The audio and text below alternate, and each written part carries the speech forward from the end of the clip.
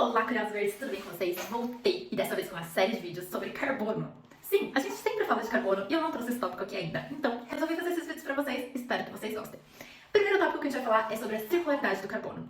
Eu amo falar sobre circularidade e achei super importante trazer sobre a circularidade aqui do carbono pra vocês. Então vamos lá, onde que a gente encontra carbono? Basicamente em tudo na nossa vida. Então nossa alimentação é repleta de carbono, nosso DNA é puramente carbono, a gente depende do carbono para o transporte, para nossa eletricidade, para tudo a gente depende do carbono. E como a gente pode tornar esse carbono mais circular? Porque uma vez emitido, atualmente, a gente não pensa muito na circularidade do carbono. Você pensa que quando você está dirigindo o seu carro, você está emitindo toneladas e toneladas de carbono? Não, né? Dificilmente a gente para pensar nisso, visto que é uma necessidade e a gente acaba entendendo como uma coisa comum. Mas vamos pensar um pouquinho nos ciclos do carbono.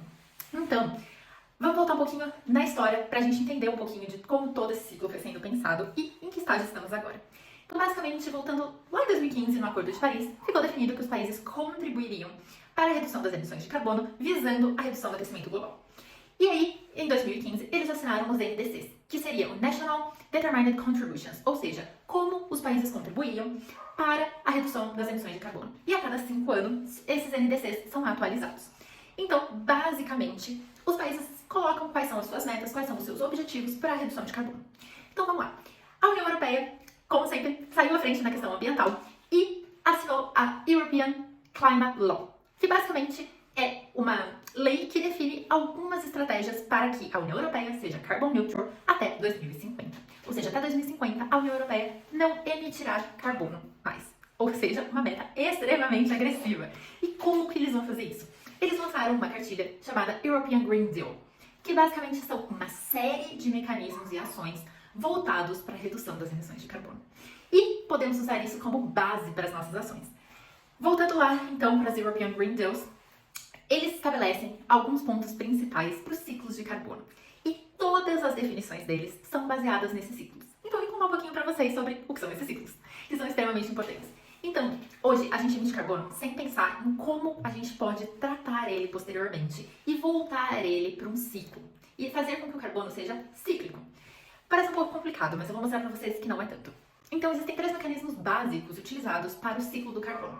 O primeiro deles é a redução da dependência de carbono fóssil, ou seja, redução da dependência de combustíveis fósseis para a produção de energia, para o transporte.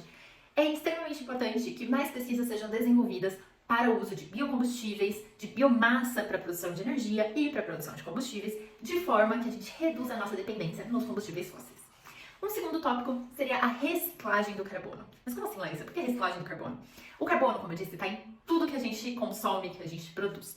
E, especialmente, no cimento, na energia, na produção de aço, na produção de fertilizantes, na produção de alguns materiais, como o plástico, por exemplo. Então, esses materiais são carbon intensive, ou seja, são carbono intensos. Eles possuem grande quantidade de carbono associadas a eles. E atualmente eles possuem uma economia praticamente linear. Eles são utilizados por alguns anos e posteriormente descartados. A ideia é fazer com que esses materiais sejam cíclicos, ou seja, existam métodos de reciclagem desses materiais para que esse carbono que está em grande quantidade nesses materiais possa ser reciclado. Então, basicamente, para alguns materiais as reciclagens já são mais avançadas, para outros não. E eu vou dar um exemplo do plástico. Hoje a gente tem uma reciclagem extremamente avançada do plástico de forma mecânica. Então a gente chama de reciclagem mecânica, como a gente viu no último vídeo.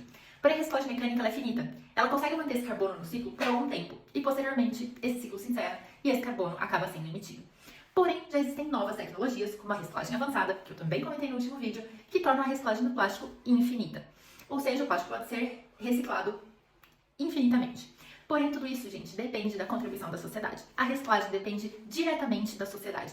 Para que o material seja reciclado, ele precisa chegar aos centros de reciclagem. Então, a sociedade tem uma grande parcela nessa ajuda. E a terceira seriam a captura de carbono. O terceiro mecanismo. Como assim capturar carbono? Então, existem algumas formas de captura de carbono.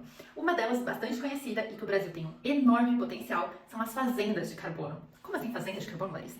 São fazendas que contribuem para a absorção do carbono. Como a gente sabe, as plantas absorvem o carbono para a sua sobrevivência.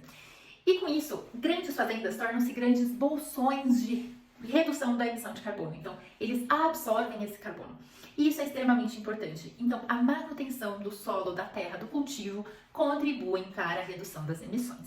E isso é extremamente importante. E algo que vem sendo muito discutido porque acaba auxiliando na geração de créditos de carbono e, consequentemente, equilíbrio das emissões e compensações. Então, a União Europeia tem hoje o que é conhecido como ETS, que significa Emission Trade Systems, que basicamente é essa compensação através de créditos de carbono. Porém, ela vem desenvolvendo novos mecanismos, que eu vou comentar no próximo vídeo, para reduzir ainda mais essas emissões. Então, gente, esses 3 mecanismos, que resumindo são a redução da dependência de combustíveis fósseis e de recursos fósseis, a reciclagem do carbono e a captura de carbono, são fundamentais para a redução das emissões.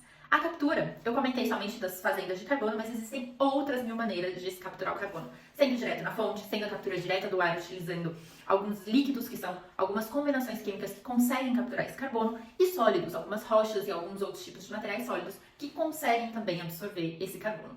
Então, existem uma série de mecanismos para a captura de carbono que vêm sendo estudados e regulamentados. Então, a regulamentação desses 3 mecanismos e a implementação deles são fundamentais para que a gente mantenha o carbono em ciclos e que a gente deixe de emitir tanto carbono como tem sido emitido atualmente. Então vamos refletir sobre isso e no próximo vídeo eu volto sobre as atualizações da União Europeia e as novas medidas que eles têm tomado, que com certeza também afetam a nós, que estamos em outros países, e são de extrema importância para a manutenção do equilíbrio global.